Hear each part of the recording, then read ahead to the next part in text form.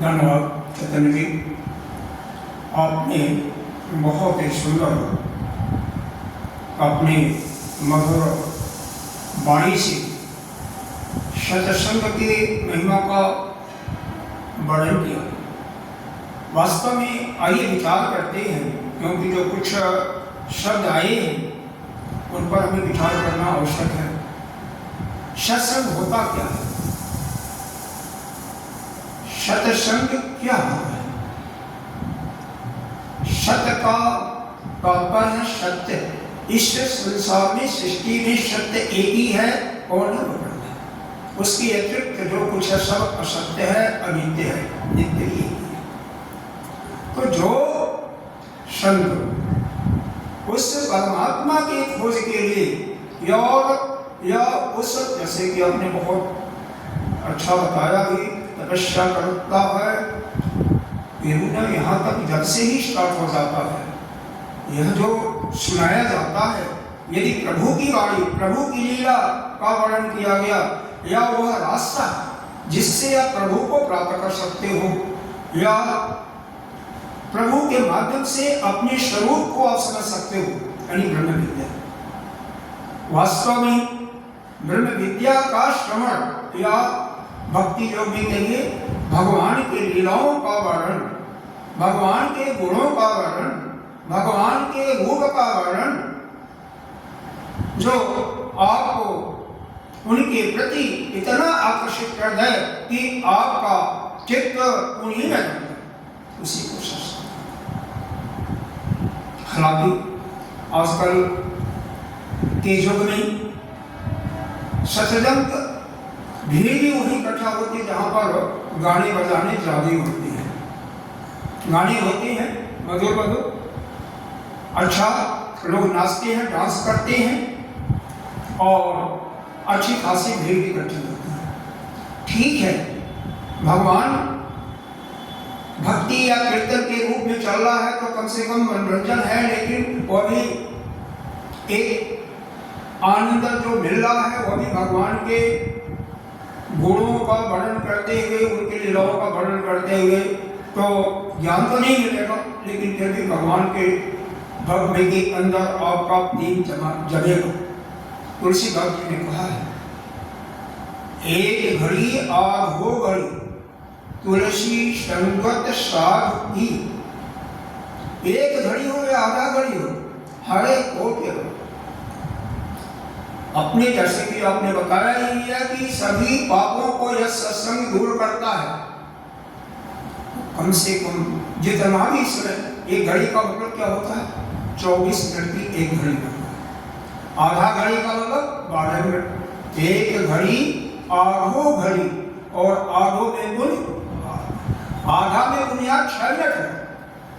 6 minute भी अगर कोई सुना, अगर एक वाक्य भी उस साधक के चित्त में बैठ गया तो उसका कल्याण हो गया। एक वाक्य ही, एक शब्द ही किसी को क्या कर देता है? उसके जीवन का कायाकल्प कर देता है। एक छोटा सा दृष्टांत इसीलिए आपको दे करके समझाने की कोशिश करता हूं। एक चोर था, वह चोरी करता था। भगवान के सत्संग से कोई इसका प्रेम लीला नहीं था। एक दिन चोरी करने के लिए जा रहा था और एक महात्मा का सत्संग चल रहा था। भगवान की रूप का, उनके लीलाओं का वर्णन चल रहा था। सारे मस्त थे। एक उन्होंने, भगवान ने, अरे संत ने एक वाक्य कहा, वो उसके चित्त में बैठ गया। कोई भी हम काम करें तो थोड़ा सा अपनी बुद्धि पर, अपने दिमाग पर बल दे करके कि इसका परिणाम क्या होगा। जल्दीबाजी नहीं करना चाहिए, क्योंकि जल्दीबाजी करोगे बिना उसके परिणाम को देखे हुए तो आप धराशायी भी हो सकते हो। यहीं पर अगर आपका अच्छा काम है, जैसे प्रभु का कीर्तन सुनना, प्रभु के गुणों का बखान हो रहा है, वहां पर बैठ गए, या ब्रह्म विद्या की प्राप्ति के लिए, ब्रह्म विद्या की प्राप्ति के लिए तो आप तक किसी का मन नहीं लगता, फिर भी जिसका भी लगता है, जो मोक्ष को चाहता है, जो मोक्ष को चाहता है, जिसके अंदर तीव्र मोक्ष की भावना है, तो वहां पर अगर ब्रह्म विद्या की बात भी सुन रहा है ना, तो वहां पर अगर चला गया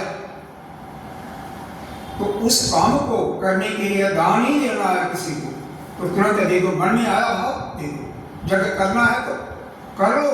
अच्छे काम के लिए लगन मुहूर्त जोग बल तुलसी घने न काहि राम भय जब काहिने सवै काहिने कहा। अच्छे काम के लिए कोई लगन मुहूर्त की जरूरत नहीं होती है।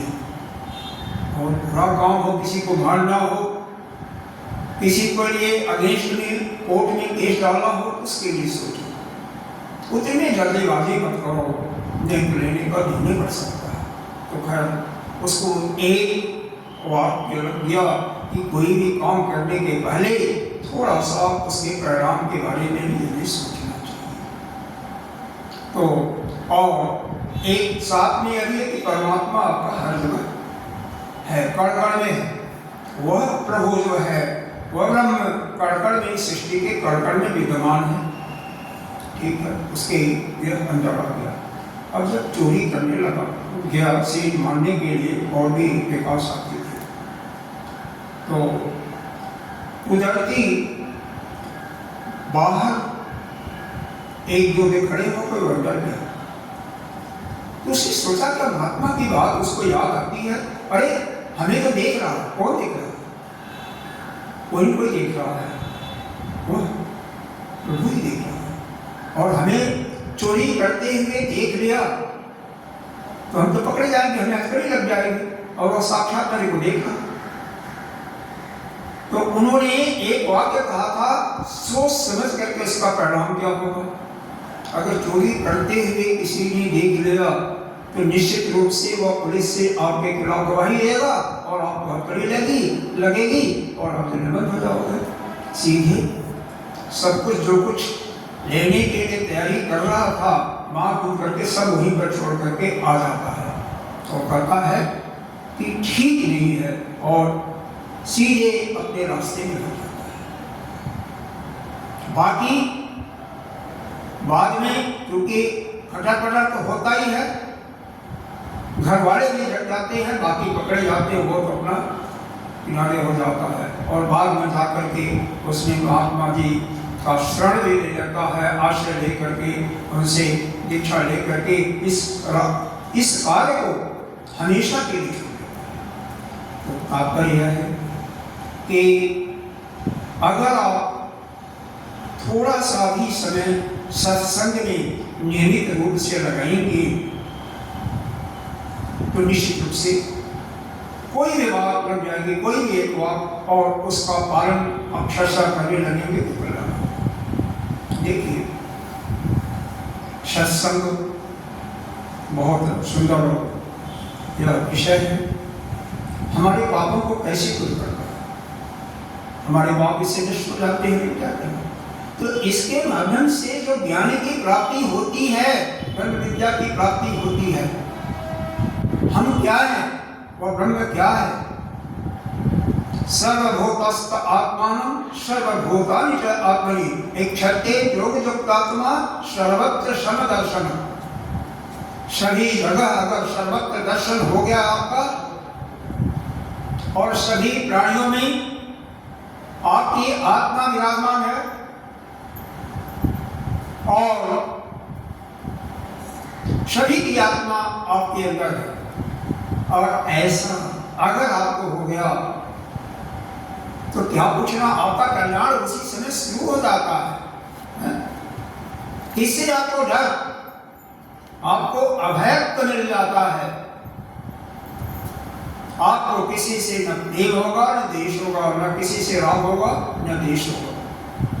तो यह सत्संग आपके, अब वहां पर जिस समय यह भाव आ गया कि हम ही जो है सभी प्राणियों के अंदर आत्मा के रूप में विराजमान है और सभी प्राणी सबकी आत्मा हमारे अंदर विराजमान है। आत्मा एक ही है।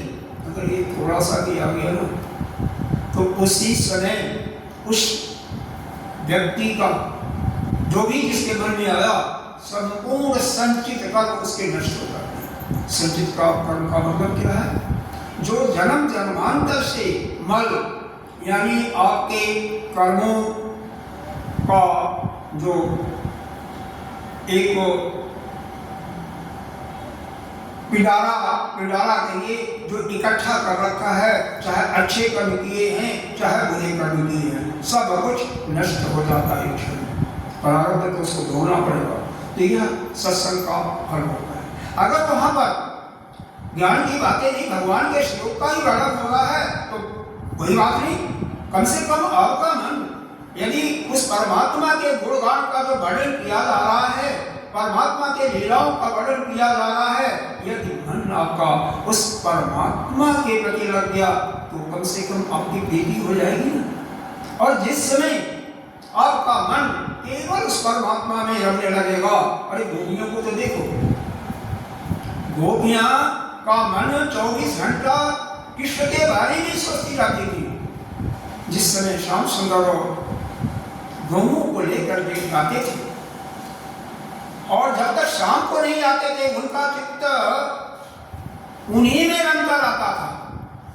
अगर इस बात को आपके अंतःकरण में यह बात लग गई तो यदि आपका मन भी उसी कन्हई में, उसी परमात्मा में रमण करने लगा तो भी आपका कल्याण होगा। जैसे इस संसार में कोई भी रोग हो जाता है, उसकी कई औषधियां होती है कि नहीं?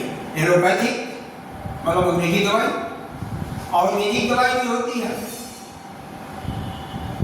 होम्योपैथिक भी होती है, आपको प्रेशर भी होता है, हीलिंग भी होता है।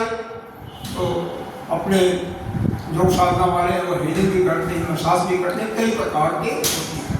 तो यह कोई जरूरी नहीं है सभी एक ही बीमारी शरीर को हुई है तो एक ही पद्धति से ठीक, सभी का न तो आयुर्वेद से ठीक हो सकता है, न सभी को होम्योपैथिक से, या न सभी का अंग्रेजी दवाओं से, या न सभी का प्रेशर इत्यादि से। जिसका जहां पर मन रमेगा उसी के पास जाएगा और उसी से उसको रिलीफ मिलेगा। उसी प्रकार से उस परमात्मा को प्राप्त करने के लिए कई रास्ते। रास्ता पहला प्रारंभ होता है कर्मकांड से, यज्ञ दान तक, जो कि पूर्व मीमांसा यानी वेद के पूर्व भाग में जो बताया गया है उसके अनुसार। अरे नहीं कुछ तो अमावस्या, पूर्णिमा और जिस दिन संक्रांति आती है, संक्रांति का मतलब क्या होता है? जिस दिन सूर्य एक राशि छोड़ करके दूसरे राशि में प्रवेश करता है। तीनों दिन कम से कम तो हवन तो कीजिए। पूर्णिमा के दिन नहीं तो सत्यनारायण स्वामी की कथा है उसमें बहुत भरती नहीं है, और कुछ भी ना कर सको तो आश्रम में आकर के भगवान के मंदिर का सफाई करो, उनके कपड़े को साफ करो, उसको सुखवाओ और सूख जाए तो उनको रखो।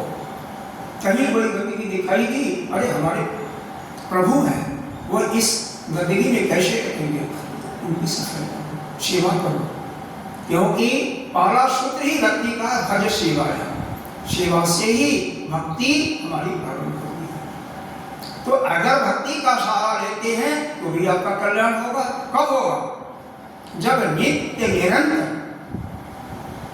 आपका चिंतन उसी परमात्मा के स्वरूप का होगा। भगवान ने भी गीता जी ने ही कहा है, अनन्य चिंतयो मां जे जना पर उपासते तेषां नित्य अभक्तानां योगक्षेमं वाप्यामहम्। जो नित्य निरंतर मेरा चिंतन करता रहता है उसकी योग और क्षेम दोनों का वहन मैं करता हूँ। योग का मतलब क्या है? जो भी उसकी आवश्यकता है, खाने पीने या अन्य कोई इच्छा हो गई।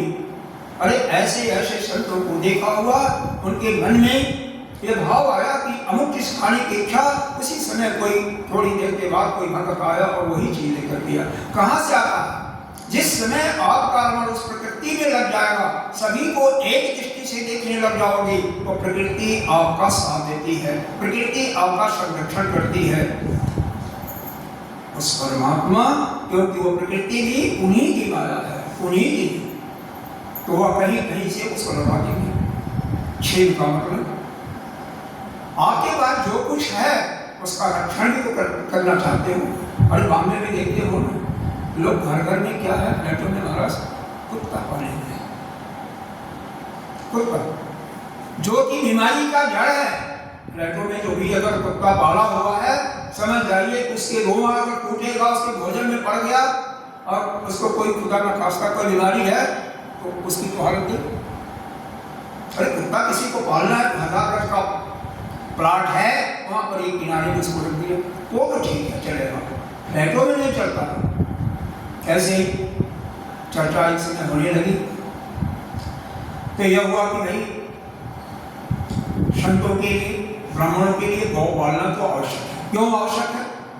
क्योंकि गाय से हमें दूध मिलेगा, घी मिलेगा, और उस घी का उपयोग हमें यज्ञ में होगा, हवन में होगा।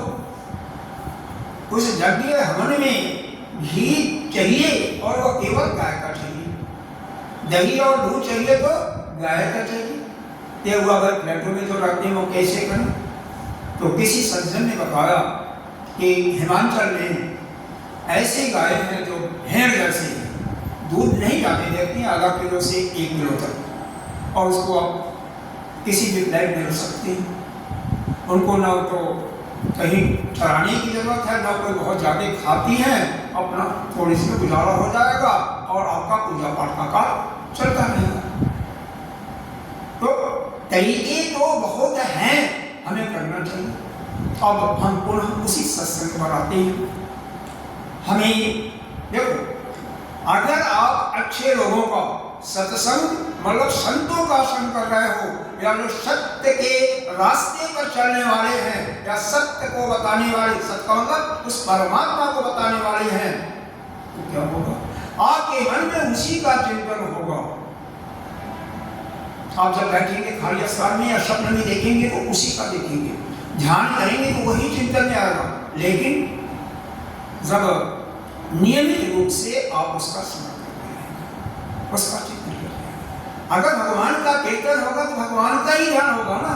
तो 2 रास्ते 3 रास्ते तो बता दिए गए, एक तो यज्ञदान कर्म कांड का, एक यह हुआ आपका भक्ति मार्ग या उपासना मार्ग कहिए, और तीसरा ज्ञान का मार्ग। तो भाई जिसकी बहुत प्रतिभा जगी हुई उसी के लिए ज्ञान है, लेकिन आना कैसे पड़ेगा? आने के लिए पहले कर्मकांड से ही, कर्मकांड में पूजा भी है, अर्चना भी है, और पहला ही मैंने बताया भज सेवायाम, सेवा से ही करना पड़ेगा। दूसरा सूत्र आता है भज सेवायाम, सेवा में आपके अंदर कुछ कलुष यानी मल कटा तो फिर जाप करना शुरू करो, गुरु से दीक्षा लो और जाप करना शुरू। वहां पर भजनात् भक्ति, भजन करना है, जाप कीर्तन भजन सब कुछ उसके अंदर आता है। तीसरा, और जाप करोगे, नित्य निरंतर करोगे तो भंजनात् भक्ति, आपके हृदय की जो ग्रंथियां हैं वह समाप्त होंगी। भंजनात् भक्ति, भंजन होगा। भंजन का मतलब नष्ट, पूर्ण। कौन कौन सी ग्रंथि पड़ी है हमारे हृदय में? क्या ग्रंथि पड़ी है? किसी ने पूछा क्या पड़ी है? तो पड़ी है ना, यह जो कर्तापन का अभिमान है, करने वाला तो प्रकृति करती है, प्रकृति अपने गुणों के अनुसार सभी कार्य संपादित करती रहती है। गीता जी के 3 अध्याय में भगवान ने स्वयं कहा है, प्रकृते क्रियमाणानि गुणैः सर्वाणि कर्माणि।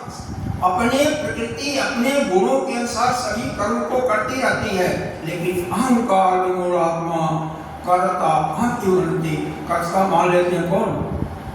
जिनका शरीर से प्रेम होता, शरीर को ही अपना मानते हैं। अब शरीर अलग है, हम अलग हैं, इसको नहीं मान पाते, क्योंकि भाई सबकी बुद्धि प्रखर नहीं होती है।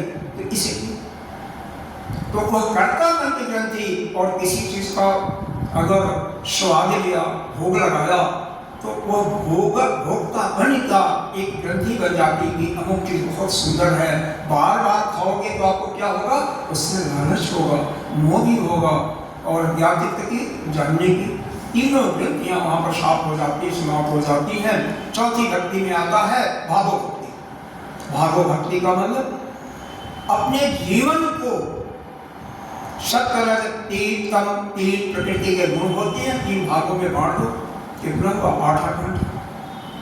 रसोगुण के लिए 8 घंटा आप अपना कार्य करो, पैसे के लिए जो भी जरूरत है काम करो।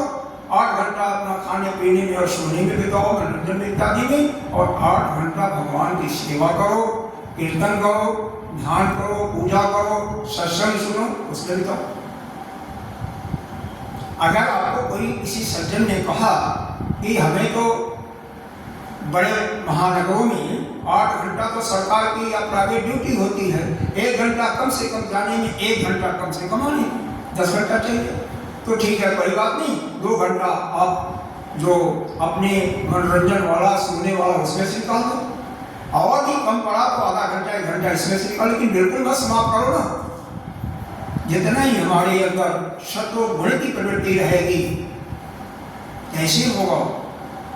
यही जैसा कि स्वामी जी ने बताया, सत्संग नित्य निरंतर सुनते रहिए। नहीं वैसे आ रहा कि यूट्यूब में कहीं खाली बैठे, अरे जाप तो करते रहिए। कभी खाली बैठे हैं तो मन से बोलने की आवश्यकता है, मन ही मन उस परमात्मा का, अरे उसके लीलाओं का स्मरण करते रहिए, जैसे गोपियां कर रही थी। सुनाया भी है गोपियां किस प्रकार से स्मरण करती थी, कैसे उनका मन हुआ था। तो अगर नित्य निरंतर आपके मस्तिष्क में, आपके अंतःकरण में उसी परमात्मा का चिंतन होता रहेगा तो मन बुद्धि उसी परमात्मा में जमेगी। उस परमात्मा ने 12वें अध्याय में कहा है, मयि एव मन अगस्तो मयि बुद्धि निवेशय निवेश्यसि मयि एव अत ऊर्ध्वं न संशयः। जो अपनी बुद्धि और मन को मेरे को दे देता है, अरे हमारे पास आकर के एक आध काम करेगी, ले लो भाई, लेकिन वो क्या करेगा? आपकी ऊर्ध्व गति निश्चित गारंटी ले रहा है। दुकानदार से अगर आप 50 रुपये का सामान 500 का लिए, वो गारंटी देता है, उस पर विश्वास कर लेते हो। तो भगवान गारंटी दे रहा तो नहीं विश्वास करते हो। वो परमात्मा जो तीनों लोगों को चला रहा है, तीनों लोगों का शासन कर रहा है, 3 लोग का 14 कौन है? सबका शासन करने वाला, सभी को भोजन देने वाला, उस पर तो आप नहीं कर सकते गारंटी। उसके गारंटी को मानो तो आपका कल्याण हो जाएगा। चौथा एक और है, जिसका मन, जैसे कैसियाँ कई बता दिया ना, होम्योपैथिक, आयुर्वेदिक है, एलोपैथिक है, जिनका मन बहुत ही चंचल है, उनके लिए योगाभ्यास अति आवश्यक है।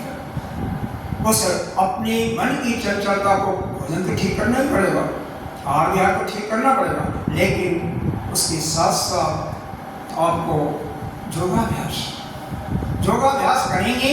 आपके प्राणायाम के माध्यम से आपका प्राणों की गति स्थिर हो जाएगी, धीमे चलने लगेगी, और प्राण का और आपके मन का बहुत ही गहरा संबंध है। जब प्राण की गति जितना ही सूक्ष्म होगी, आपका मन उतना ही शांत होगा, स्थिर होगा, आपका वीर का भी उद्गमन होगा, वीर भी आपका, उससे भी कोई समस्या नहीं आएगी कामनाओं की। तो यह योग के माध्यम से भी आप कर सकते हैं, लेकिन इसमें थोड़ा सा सतर्क रहने की बात है। आगे कोई शंकराचार्य ने हमारे लिखा है, प्राणायाम से हम परम शांति की प्राप्त कर सकते हैं, लेकिन मन में जब विक्षेप हो जाता है, जैसे कचरा भरा हुआ है, कई बार ऊपर से आपने सुगंधी डाल दिया तो भागा नहीं है, कई बार नीचे से वह गंदगी का भभक आ जाता है तो वहाँ पर परेशानी हो जाती है, इसमें आएगी हुई। उसी प्रकार से हमारे अंतःकरण में जो पिछला मल पड़ा हुआ है, नष्ट नहीं हुआ, उसकी भभक आ गई, विक्षेप आ गया, यानी दूसरे शब्दों में तो कहते हैं साथ साथ ईश्वर की भक्ति वही पर आ गई ना, ईश्वर की भक्ति करो और गुरु कृपा भी चाहिए, गुरु का भी आशीर्वाद साथ होना चाहिए। तो इन दोनों से आपके अंदर वो विक्षेप भी नहीं आएगा, आपको कल्याण होगा।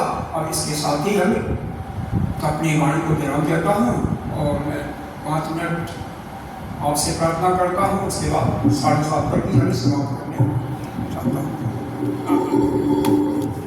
थोड़ा सा